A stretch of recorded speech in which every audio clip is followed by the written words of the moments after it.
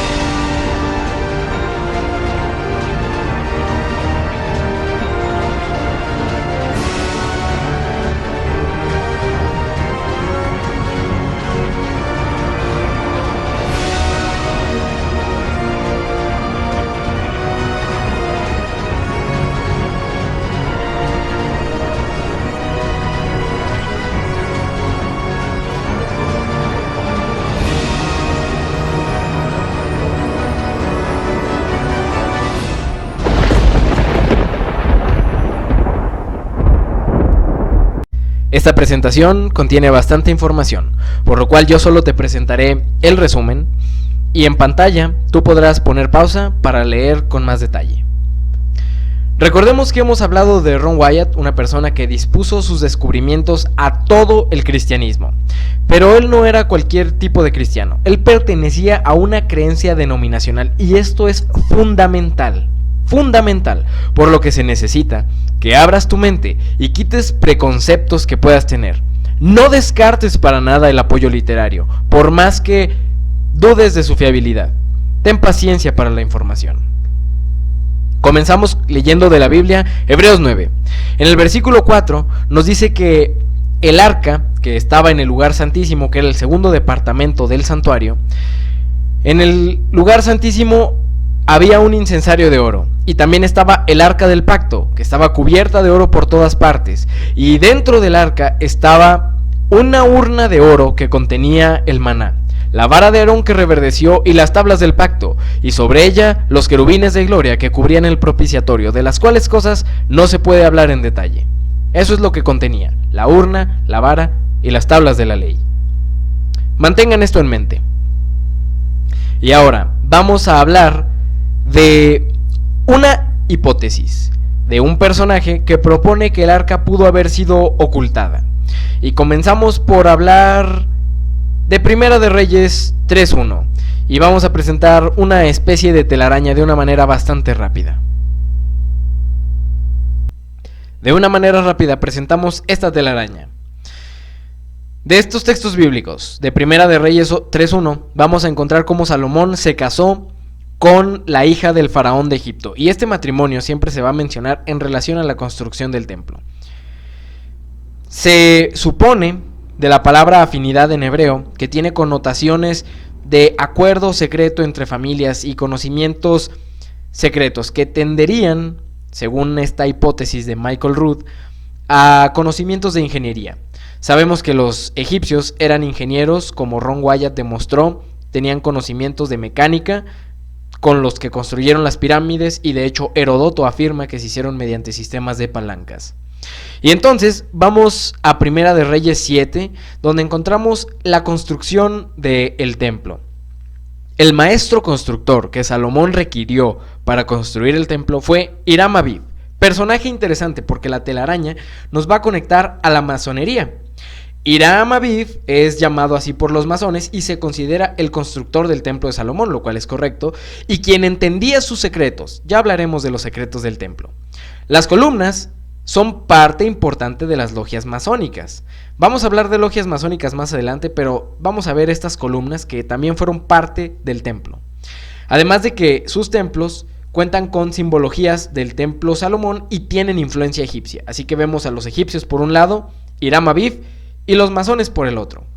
¿Qué hizo Hiram Abib? Bueno, construyó el templo. Entre eso, él fundió dos columnas, Jaquín y Boaz. Y resulta que estas columnas, sus nombres en hebreo, nos va a llevar a que Jaquín hace referencia a base o calza y Boaz a fuerza. y juntas forman el concepto o el principio de una palanca. Ahora, cuando Salomón consagró el templo, habló unas palabras en hebreo bastante interesantes que podemos leer aquí en inglés o en español. Salomón habló, él le dijo al Señor que él habitaría en densa oscuridad. Y entonces dice que le ha construido una casa para que él more en un lugar establecido para que habite para siempre. Y cuando nosotros empezamos a ver estas palabras en hebreo, la palabra habitar en hebreo se dice shakan, y es un lugar estable para habitar. Pero la palabra que se usa para decir que habitará en oscuridad densa es diferente a la que normalmente se usa en otros lugares, y aquí se dice arafel, y en realidad esto literalmente significa sobre un nivel más bajo, o sea, el Señor habitará sobre un nivel más bajo.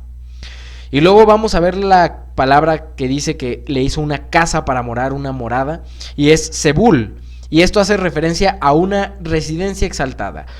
O sea que Salomón preparó como 2 lugares, y también preparó un lugar fijo, que es para morar, que en hebreo se dice makón, un lugar arreglado. Nos daría a entender que el Señor habitaría sobre una residencia más exaltada, sobre un nivel más alto, como si hubiera 2 lugares. Interesante, vamos a ver a qué se refiere esto. Resulta que estas columnas, que funcionarían como una palanca según la hipótesis de Michael Root, sería un mecanismo secreto hecho por Salomón para ocultar el arca en un lugar subterráneo que él había preparado ya, en caso de que se necesitara. Y resulta que como 600 años después, llegamos a que el profeta Jeremías, y en Segunda de Reyes 25:17 se describe cómo se sitia la ciudad de Jerusalén y se llevan estas columnas. Y cuando llegan al lugar se describe cuánto miden, y las columnas miden 18 codos y 5 codos de altura cuando se fundieron originalmente, pero cuando llegan la invasión resulta que de altura perdieron 2 codos, como se describe en esta imagen. ¿Cuál es la hipótesis aquí? Además, cuando se llevan las columnas y las transportan y llegan a Babilonia, las columnas vuelven a medir 18 codos y 5 codos. ¿Qué pasó con estos 2 codos perdidos? Bueno, la hipótesis es que servían para activar un mecanismo secreto que permitía ocultar el arca. Esto nos va a llevar a los secretos masónicos y finalmente a que el arca se ocultó en algún momento. Y resulta que cuando uno va a la historia, va a encontrar que los caballeros templarios estuvieron buscando durante las cruzadas, cuando llegaron a Jerusalén y se establecieron en el monte del templo durante 9 años, según la leyenda buscaban el Santo Grial, el Arca de la Alianza o la cabeza de Juan el Bautista, y al no encontrar nada, vuelven a Francia. Ahora, ¿qué podría ser esto según las leyendas, el Santo Grial específicamente? Bueno, se dice que podría ser la copa que Cristo utilizó en la Santa Cena, que es curioso porque contenía un vino que representaba la sangre de Cristo. O que podría ser la copa en la que José de Arimatea cachó la sangre que brotó del costado de Jesús. Y pongan atención porque estas son leyendas, ¿qué de cierto tienen? Y la última opción es que se cree que el Santo Grial es una corrupción del francés, que sería Sang Grial, recordemos eran de Francia, y que significaría sangre real. Y algunos dicen que sería la sangre de Jesús transmitida a un hijo. Lo que tienen todas en común es una alusión a la sangre, el Santo Grial, y a contener de alguna manera la sangre. Bueno, cuando nosotros empezamos a rastrear aún más en la historia, nos vamos a encontrar en la Libela. La Libela fue un personaje de la realeza francesa, qué casualidad, como los anteriores, y llegó de un exilio en Jerusalén y trató de copiar la ciudad de Jerusalén en Etiopía, creando la ciudad de la Libela, que es la que se muestra aquí, y en este lugar resulta que se muestra influencia templaria. Por ejemplo, en esta imagen que no es del todo visible, pero tenemos la mezquita de Al-Aqsa con cruces en la cúpula, y la única vez que hubo estas cruces fue cuando los templarios estuvieron ahí, así que vemos una conexión directa entre estos dos. Pero resulta que no solo esto, sino que en esta misma zona, en Etiopía, nos vamos a encontrar que el doctor J.O. Kinnaman, en 1877 a 1961, se le permitió ver el arca en Santa María de Sion en Axum, que se dice que es una copia. Y él realizó bocetos de cómo era esta arca y es tal cual así como él la describe. De hecho, se sabe que este doctor trabajaba con masones, Así que una conexión más hacia la masonería. Y encontramos que esta era una copia exacta, según el Dr. J.O. Kinnaman, de la original. Y hay una leyenda que cuenta que un hijo de Salomón se robó el arca y se la llevó a Etiopía, y actualmente es la que se encuentra en Santa María de Sion. Esta copia exacta, según el Dr. J.O. Kinnaman, tiene un triángulo. Hará alusión a la Trinidad, porque hay quienes usan este símbolo como la masonería y resulta ser asociado a un símbolo satánico, tal vez. Ya veremos que Satanás copia todo lo que Dios utiliza originalmente. Por algunas evidencias históricas, es casi imposible dudar de que los masones son la evolución de la orden templaria, y esto se puede profundizar en la historia más en otros temas, pero nosotros no lo mostraremos aquí. Sabemos que los templarios buscaron el arca, sabemos que los masones tienen relación a esto, vemos el triángulo, vemos que conocen o están intentando conocer los secretos del templo de Salomón, pero lo más interesante son estas dos cosas. Lo primero es el escudo masónico de la logia inglesa con un diseño peculiar del arca que no es común y que muestra a los querubines totalmente a los extremos, tal como esta otra arca del Dr. J.O. Kinnaman. Ahora, tenemos a este señor que se llama Scott Clark, masón grado 32, que explica un ritual donde sacan el arca de un foso. Y un masón que lleva la ropa del sumo sacerdote con el efod, porque tienen estas ropas para ciertos rituales, es el que realiza esto. Y aquí mostramos una roca de granate encontrada bastante antigua, y es a base de una traducción inglesa que se usa esta roca en el efod del sacerdote masónico. Y bueno, estas dos imágenes, además de estas que nos muestran cómo sería el arca según los escritos masónicos y cómo se ocultaría en un foso para realizar este ritual. Además de que históricamente sabemos de que Hitler y su partido nazi tenían creencias esotéricas y buscaron el Arca de la Alianza como un objeto mágico. Este símbolo, de hecho, tiene significados esotéricos y no es único de este lugar, pero es interesante la posible conexión porque resulta que también lo encontramos en la libela. Pero resulta que Hitler también estaba relacionado con la masonería y con el ocultismo, así que el hecho de que buscara estos artefactos mágicos nos da un poco de qué pensar. Todos buscan el arca y todos coinciden en ciertos detalles. Y finalmente tenemos a Shlomo Goren, el rabino mayor de Jerusalén, que afirmó en 1981 haber excavado y ver el túnel secreto en el monte del templo por el cual se escondió el arca durante la invasión babilónica en una cámara secreta. Pero no lo voy a decir yo, vamos a ver cómo él mismo nos lo dice. Estos increíbles descubrimientos fueron presenciados también por el rabino Shlomo Goren. Al excavar debajo del monte del templo en Jerusalén, llegamos a un cuarto subterráneo en dirección del lugar santísimo. Y allí estaba el arca del pacto en la que Moisés guardó los 10 mandamientos. Pero cuando empezamos a aproximarnos al lugar santísimo, la administración del monte del templo que custodia el arca decidió suspender nuestra excavación. Quedémonos con lo que dijo este señor y la fecha en la que lo dijo. Cuando nosotros juntamos todas estas evidencias aparentemente dispersas en la historia y las conectamos, vamos a llegar a algo que sí es cierto y de la cual se desprenden todas estas piezas. Vamos a agregar que esta es una descripción de un título llamado Los Trabajos de Josefo de 1702, un texto de solo unos 300 años antes de la descripción de Ron Wyatt y lo que él vio, y esta descripción está basada en la historia oral de Josefo y cómo él describe que fue el arca, y Josefo fue contemporáneo de Pablo. Entonces vemos que en esta descripción los ángeles también están totalmente a los extremos, algo que en realidad es poco habitual. Aclaremos que el arca es un símbolo del trono de Dios, y algunos judíos dicen que el arca fue destruida. La realidad es que la Biblia nos dice: tu trono, oh Dios, es por siempre y para siempre. Hay un montón de teorías alocadas de que está en Etiopía, etcétera, etcétera. La realidad es una y se va a demostrar. Primero, Isaías 2 nos da una gran profecía: porque de Sión saldrá la ley, y de Jerusalén la palabra de Jehová. Cuando hablamos de la ley, hablamos de los 10 mandamientos y tienen que salir de ahí. Y bueno, rápidamente, después de que Ron Wyatt estuvo trabajando en todas estas investigaciones, a él jamás le pasó por la mente buscar el Arca del Pacto. Y un día, de alguna manera inesperada, terminó en Jerusalén quemado por el sol después de hacer unas investigaciones. Y resulta que paseándose por ahí, hablando con el director de antigüedades de Israel, la mano de Ron se levantó por sí sola y apuntó a un lugar diciendo: esa es la cueva de Jeremías y el arca está allí.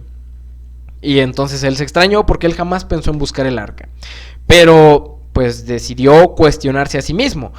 Uno tiene que juzgar a los espíritus. Regresó a Estados Unidos para investigar más al respecto. Y bueno, según su creencia, él toma algunas referencias literarias. Y vamos a ver, por ejemplo, esta. En el templo celestial, la morada de Dios, su trono está asentado en juicio y justicia, o sea, una ley. En el lugar santísimo está su ley, la gran regla de justicia por la cual es probada toda la humanidad. El arca que contiene las tablas de la ley está cubierta con el propiciatorio, ante el cual Cristo ofrece su sangre a favor del pecador. Esto es algo que pasa todavía en el cielo. Cristo intercede por nosotros, ofreciendo su sangre ante el trono de Dios, o sea, delante del arca real, y la ofrece, su sangre todavía. De Ron Wyatt y de la autora que él consultó, sabemos que hay dos arcas, y de la misma Biblia, hay dos arcas, cada cual tiene su respectivo par de tablas, la del santuario celestial y la del terrenal, del cual era una copia según la misma Biblia. Hay un santuario en el cielo, el auténtico, y el de aquí que fue solo una copia, una sombra, un símbolo. Y vamos a tomar esta nota de la autora que Ron Wyatt consultó.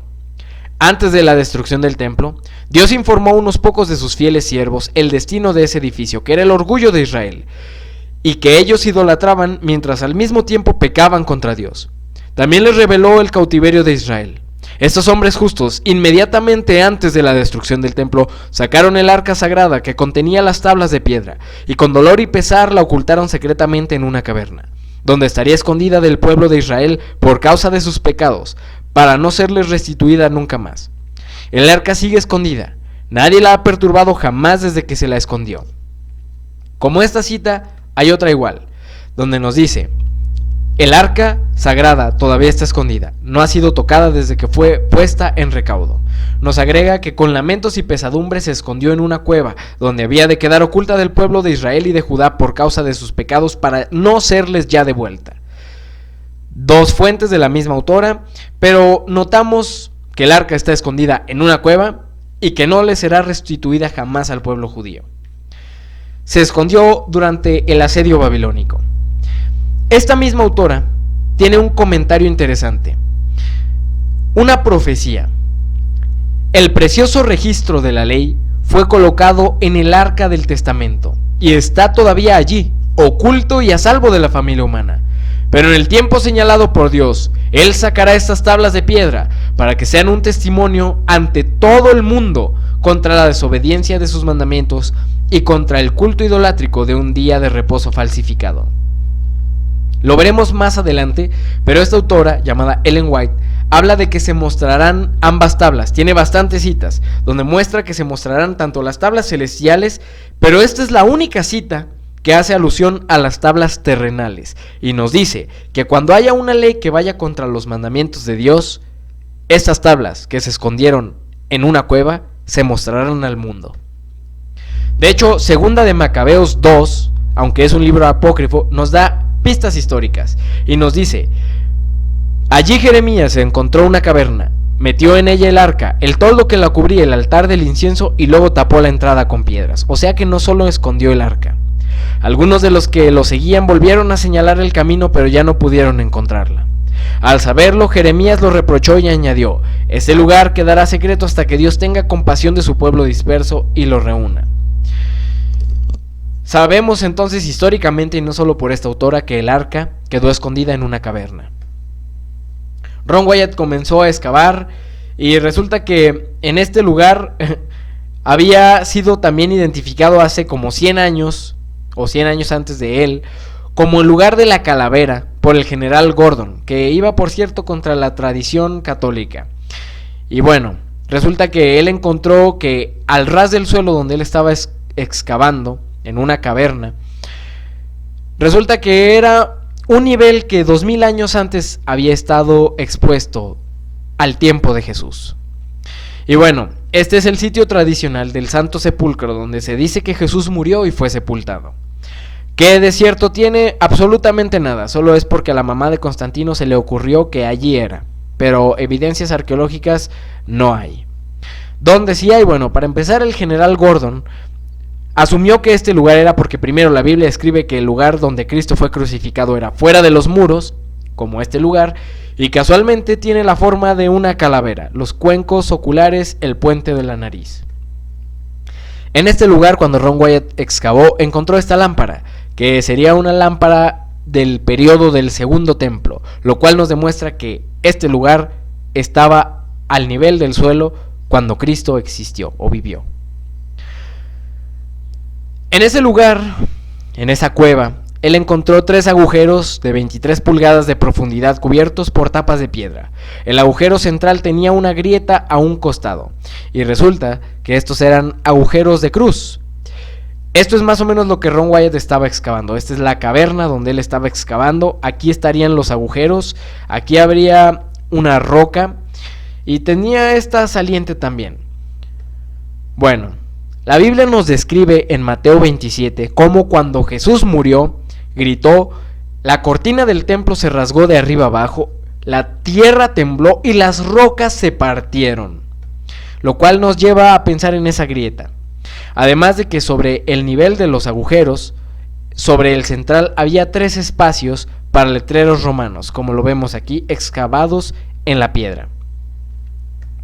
Por lo cual la muerte de Cristo se vería más así y no como en las películas, donde nos imaginamos que estaba crucificado en una colina, en la cima de una colina. Algo más como esto. Y bueno, tan solo a unos pocos metros de esta zona hay un jardín que en la antigüedad tenía características similares, con una tumba excavada en piedra correspondiente a un hombre rico.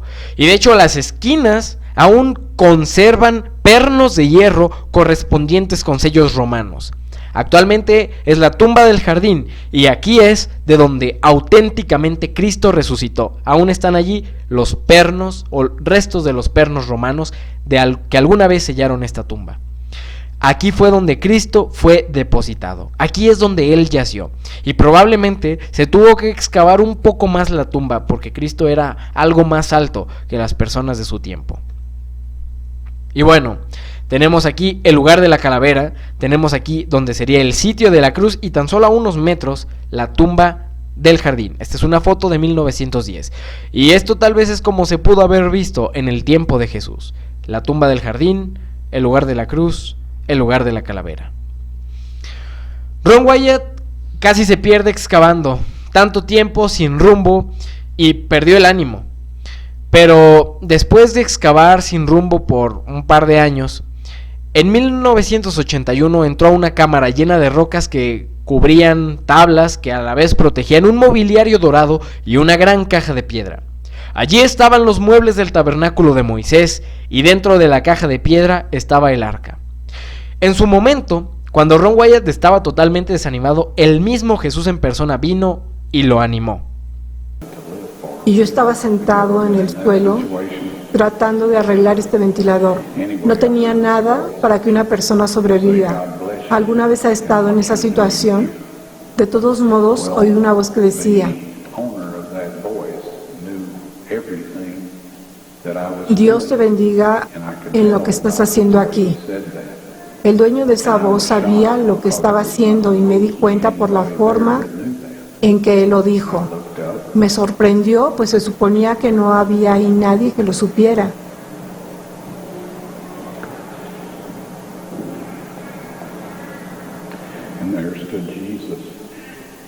Y levanté la vista, y allí de pie estaba Jesús. No estaba teniendo un sueño o una visión, porque después el doctor miró hacia arriba y dijo: Ron, ¿cree usted que hemos estado hablando con un ángel? Jesús lucía alto, de cabello oscuro, barba oscura, ojos castaños oscuro, tez más bien brillante para el pelo oscuro y ojos oscuros, y la más amable expresión que he visto en mi vida.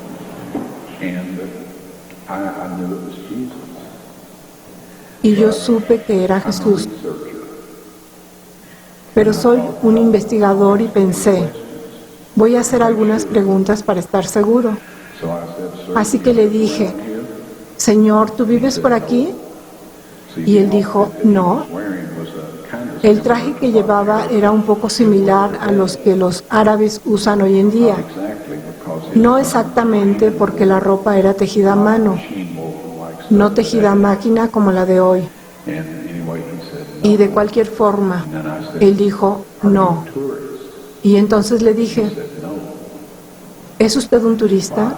Y él dijo, no. No sabía qué más preguntarle, así que solo me senté ahí y le miré. Y entonces él dijo, estoy de camino desde Sudáfrica a la Nueva Jerusalén.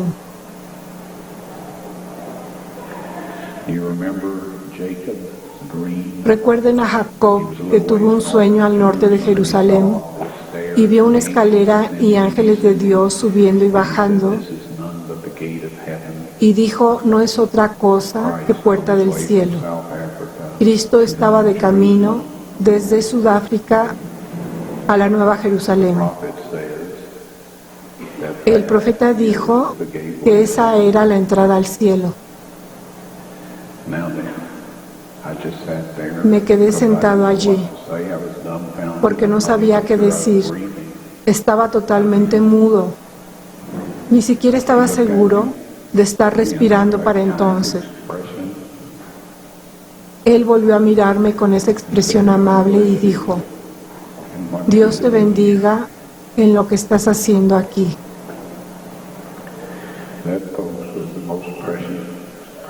Ese, amigos, fue el más precioso momento de todo esto y el momento más preciado de toda mi vida. Espero que un momento aún más precioso vendrá para todos nosotros cuando podamos mirar esa maravillosa cara y oírle decir, venid, buen siervo y fiel, entra en el reino de tu Señor. Finalmente, Ron Wyatt de este lugar extrajo, por ejemplo, esto que es una de las muestras del primer templo que se exponen en museos. No lo encontraron los israelíes, lo encontró Ron Wyatt y lo entregó a las autoridades. Es una granada de marfil con la inscripción Santidad a los sacerdotes, y esta data del primer templo. En este lugar también encontró esta espada, una espada encontrada en la cueva que tiene más o menos estas medidas. Vemos a Marinel Wyatt sosteniendo una réplica, y resulta que 1 Samuel 21:9 nos describe que era la espada de Goliat, que de hecho se había guardado en el santuario, en el tabernáculo. Y no había otra espada como esa. Goliat, un gigante, vemos una espada correspondiente a esta descripción. Y bueno, Ron Wyatt dentro encontró los restos del tabernáculo. Estas no son fotografías, son posibles réplicas aproximadas de lo que pudo hacer el mobiliario. Pero estaba el altar del incienso, la menorá, la mesa de los panes de la proposición. Ron Wyatt también dice que encontró los escritos originales en cuero de animales de la ley de Moisés. En su entendimiento estaban solo los 4 últimos libros. Faltaba Génesis, pero están tal cual como los tenemos traducidos ahora, o en hebreo, para ser más preciso, pero escritos en un hebreo bastante antiguo, algo muy antiguo. La grieta al pie de la cruz que mencionamos, en el agujero central, bajaba 6 metros hasta terminar en esa cueva, justo sobre la tapa de piedra que estaba rota, y había una mancha negra que al parecer había escurrido por ahí. La Biblia nos dice en Daniel 9, 70 semanas están determinadas sobre tu pueblo y sobre tu santa ciudad para terminar la prevaricación y poner fin al pecado y expiar la iniquidad. Expiación, esa se hacía con sangre, sobre el arca, para traer la justicia perdurable y sellar la visión y la profecía y ungir al Santísimo. ¿Y qué más santísimo que el mueble del santuario? Claro, interpretando esta profecía sabemos que Jesús es el Santísimo, el príncipe ungido en su bautismo en el año 27. Pero Jesús tuvo un bautismo de agua y uno de sangre en su muerte. Y primera de Juan 5 lo dice, que Cristo vino mediante agua y sangre, no mediante agua solamente, sino mediante agua y sangre. Y el Espíritu es el que da testimonio, porque el Espíritu es la verdad. Y la Biblia nos dice que cuando llegaron a Jesús y lo vieron ya muerto, uno de los soldados le abrió el costado con una lanza y al instante salió sangre y agua. Y dice Juan, que lo vio, dice, el que lo vio da testimonio y su testimonio es verdadero. Y él sabe que dice la verdad para que ustedes también crean. Entonces Juan da testimonio de que del costado de Cristo salió agua y sangre. Cosa que nos recuerda en primera de Juan 5, que traducido correctamente lo leemos en inglés, no en español, y en hebreo nos da a entender más. Dice, y hay tres que llevan testimonio en la tierra. La diferencia en inglés es el in y el on. On es sobre, in es dentro. Y aquí dice in earth, o sea, dentro de la tierra. El espíritu, el agua y la sangre. Y estos tres concuerdan en uno.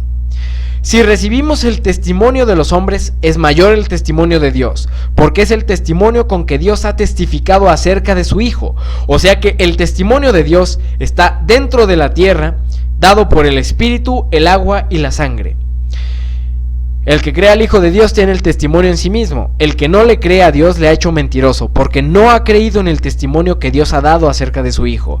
Y este es el testimonio que Dios nos ha dado, vida eterna, y esta vida está en su Hijo.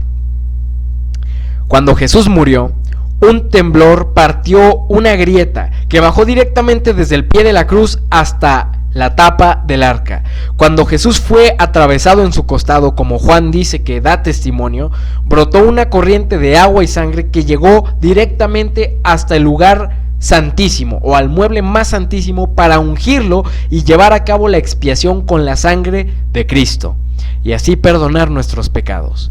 Y ahora esa sangre da testimonio dentro de la tierra junto con el agua y el Espíritu. A Aarón se le aparecieron y se le presentaron 4 ángeles guardianes del arca que le indicaron tomar muestras de sangre y analizarlas. Y cuando él las analizó en un laboratorio, resulta que esta sangre humana estaba viva. Después de 2000 años era sangre viva. Juan decía, la vida eterna está en su Hijo. Y esa vida también nos las ha dado a nosotros. Y ese es el testimonio que el Espíritu, el agua y la sangre dan, que nos dio vida eterna. Y esa sangre seguía viva. Y no solo eso, sino que tenía 23 cromosomas y un cromosoma Y. A diferencia de un ser humano que tiene 23 de madre y 23 de padre, esta solo tenía 23 de madre y un único cromosoma Y que definió su sexo, como hombre. Pero esta autora que Ron Wyatt utilizaba y que nosotros citamos anteriormente para decir que el arca se encontraría, también escribe que 4 ángeles del cielo acompañaban siempre el arca de Dios en todas sus peregrinaciones, para protegerla de cualquier peligro y para cumplir toda misión que se les requiriera en relación con ella. Y dice que Jesús, el Hijo de Dios, siempre era seguido por estos 4 ángeles e iba delante del arca. Y aquí nos describe cómo este suceso también se dio en el Jordán al cruzar. Pero eran 4 ángeles, justo los que se le aparecieron a Aarón y le dijeron: nosotros somos los que cuidamos el arca desde que Moisés puso la ley en ella. Así que podemos ver que esta autora algo estaba escribiendo correctamente, y estos detalles no son del todo conocidos. Esta es la descripción que Ron Wyatt dio del arca, que es la misma que dio J.O. Kinnaman del arca, que dijo que era una copia exacta que está en Etiopía. Curioso, ¿no? Aquí es donde empezamos a ver cómo las piezas del rompecabezas se juntan. Ahora, el triángulo que mencionábamos, símbolo en la masonería del ojo que todo lo ve, que en realidad es un símbolo no cristiano, decimos, ¿es un símbolo del mal? Bueno, algunos dicen que son textos espurios los que apoyan a la Trinidad. Vamos a ver que hay un texto recibido contra el texto crítico y bueno, vamos a pensar que Dios ha preservado su palabra de alguna manera. Y primera de Juan 5 del 6 al 8 nos revela un gran misterio, que Jesucristo vino por agua y sangre, un bautismo en su inicio de ministerio y uno al final. no por agua solamente, sino por agua y sangre, y el Espíritu es el que da testimonio, porque el Espíritu es la verdad. Porque 3 son los que dan testimonio en el cielo: el Padre, el Verbo y el Espíritu Santo, y estos 3 son uno. Y esto, aunque muchos digan que es un texto espurio, es palabra de Dios. De otra manera no tendría sentido lo que se presenta aquí. Y lo que continúa diciendo: y 3 son los que dan testimonio dentro de la tierra, correctamente traducido: el Espíritu, el agua y la sangre, y estos concuerdan en uno. El Espíritu, el agua y la sangre. En el arca, 3, en un lugar con un triángulo que representa a los 3 que hay en el cielo. Ahora, los ángeles sacaron de alguna manera el arca de la caja de piedra para permitir que Ron sacara de ahí las tablas. Le instruyeron a grabar un video con un trípode y cámara de las tablas de la ley, y se le dijo que este video se expondría al mundo junto con las pruebas de laboratorio de la sangre de Cristo cuando se diera la ley dominical. Así lo dijeron tal cual, la ley dominical. Y Ron Wyatt entendió que esto se refería a la marca de la bestia. Por eso dijimos, es importante saber lo que Ron Wyatt creía, su credo, su religión. Y bueno, muchos han propuesto que la marca de la bestia va a ser un chip o que son vacunas. Veremos que no es del todo eso. Primero que nada, Ron Wyatt dice que en el interior solo estaban las tablas, no estaba ni la vara de Aarón, ni la urna de maná, y él pudo sostener las tablas personalmente. ¿Cuadra esto con la Biblia? ¿Que no leímos antes que había una urna y una vara y aquí no están? ¿Nos están tomando el pelo? La realidad es que no. Primero, en el arca ninguna cosa había sino las 2 tablas de piedra que allí había puesto Moisés en Horeb, donde Jehová hizo pacto con los hijos de Israel cuando salieron de la tierra de Egipto. Primera de Reyes 8. Hay otra cita similar en Crónicas. Por lo menos, desde que Salomón llevó el arca a Jerusalén, ya no había ni vara ni urna. Y ahora, Apocalipsis 2:17. El que tiene oído oiga lo que el Espíritu dice a las iglesias. Al que venciere, le daré a comer del maná escondido. Dios escondió el maná. ¿Dónde? Pues al que venciere, que va a ir al cielo. Seguramente el maná está en el cielo. Pero la misma autora que Ron Wyatt citaba, la volvemos a citar aquí. El Señor me dio la visión que sigue en 1847, mientras los hermanos estaban reunidos el sábado en Thompson, Maine. Dice: en él vi un arca, cuya cubierta y lados estaban recubiertos de oro purísimo. En cada extremo del arca había un hermoso querubín con las alas extendidas sobre el arca. Sus rostros estaban frente a frente, uno de otro, pero miraban hacia abajo. Entre los 2 ángeles había un incensario de oro, y sobre el arca, donde estaban los ángeles, una gloria en extremo esplendorosa que semejaba un trono en que moraba Dios.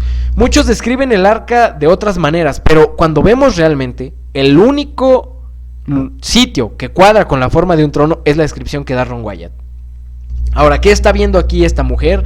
Está viendo una visión del arca celestial.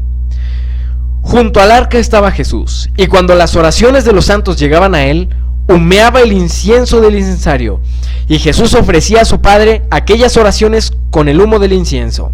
Dentro del arca estaba el vaso de oro con el maná, la florida vara de Aarón y las tablas de piedra que se plegaban la una sobre la otra como las hojas de un libro. Y esto es la clave.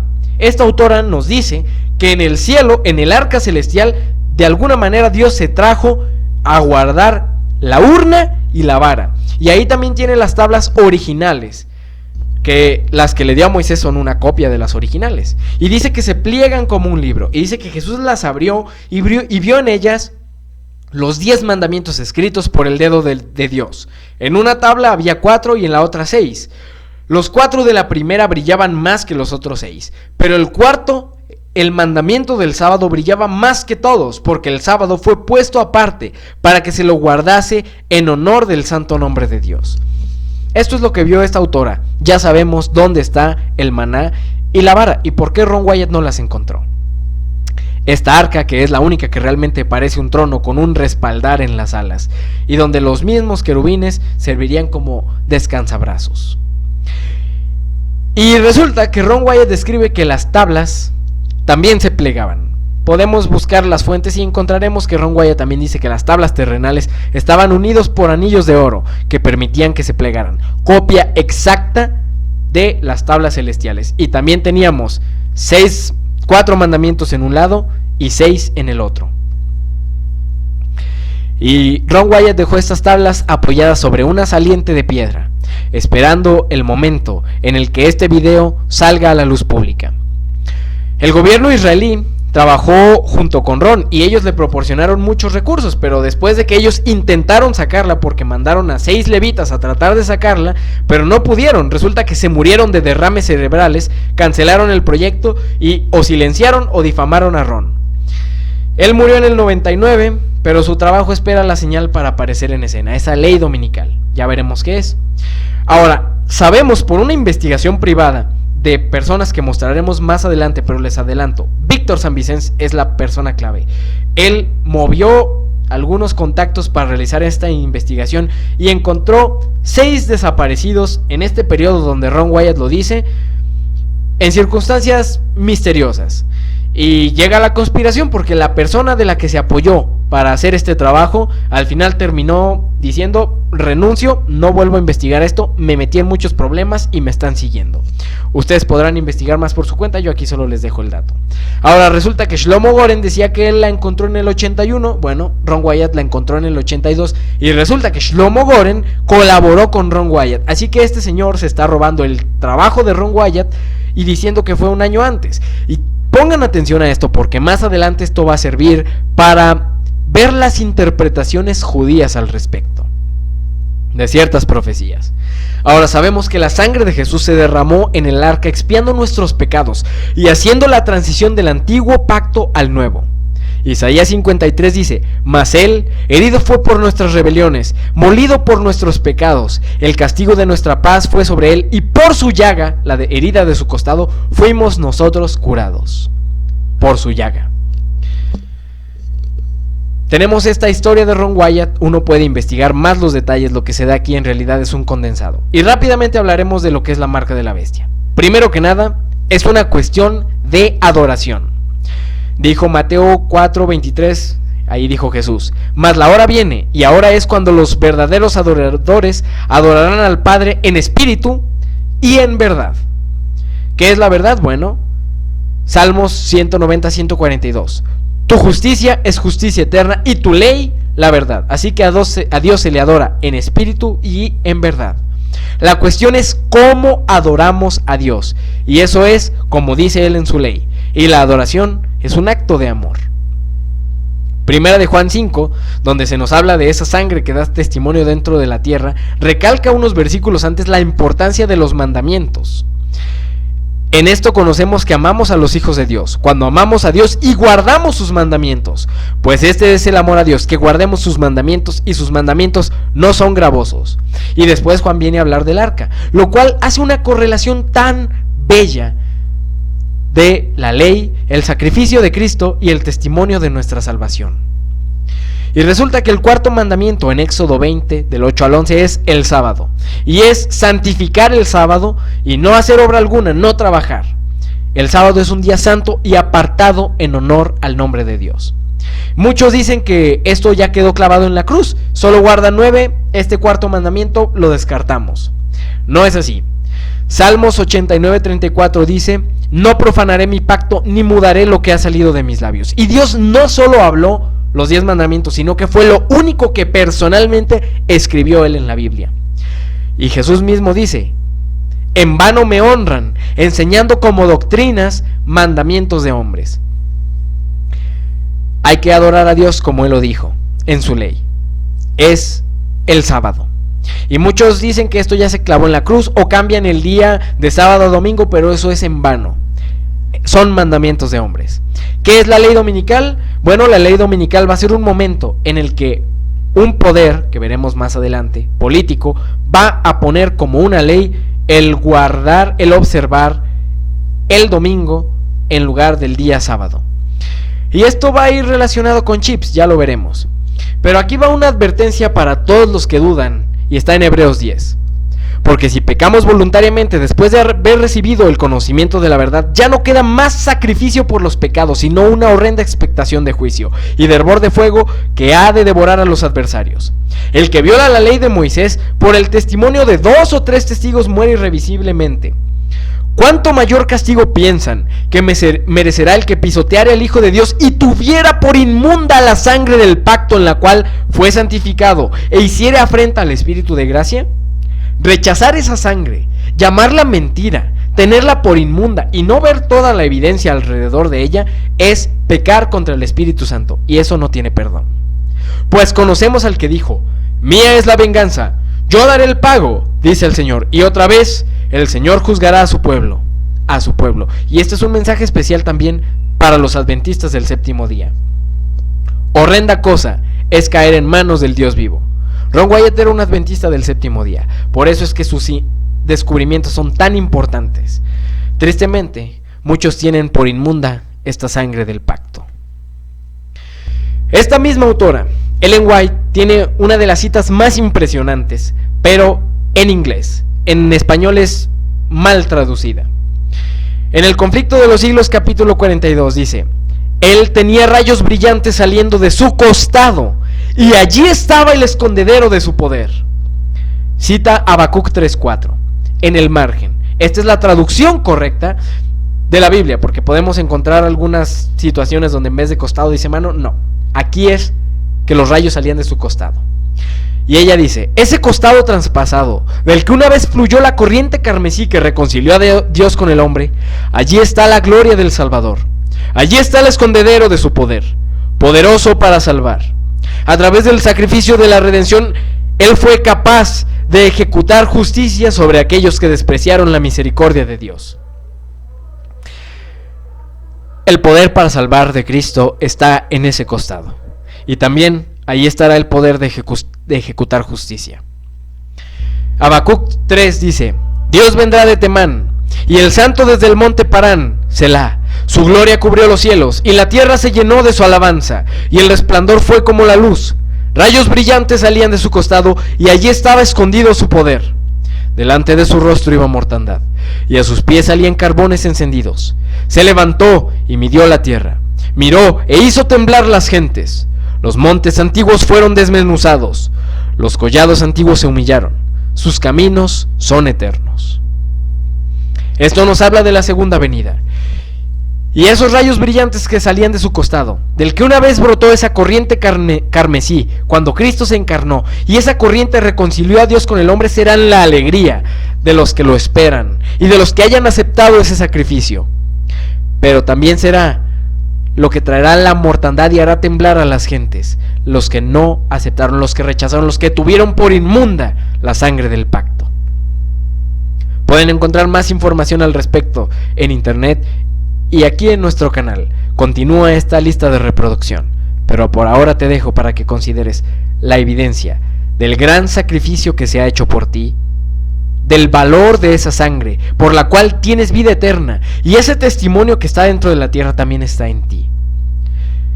Y para que esperes y confíes en el sacrificio, en ese costado de Cristo, que será tu mayor alegría si has confiado en Él, cuando lo veas venir por segunda vez y veas esos rayos brillantes saliendo de su costado.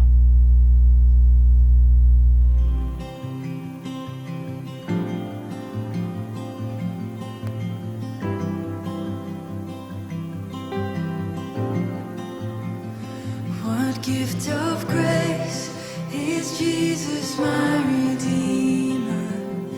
There is no more for heaven now to give.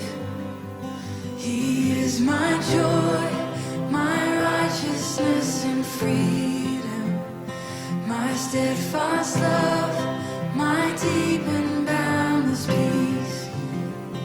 To this I hold, my hope is only Jesus, for my life is wholly bound to His. Oh, how strange and divine, I can sing all is mine, yet not I, but through Christ in me.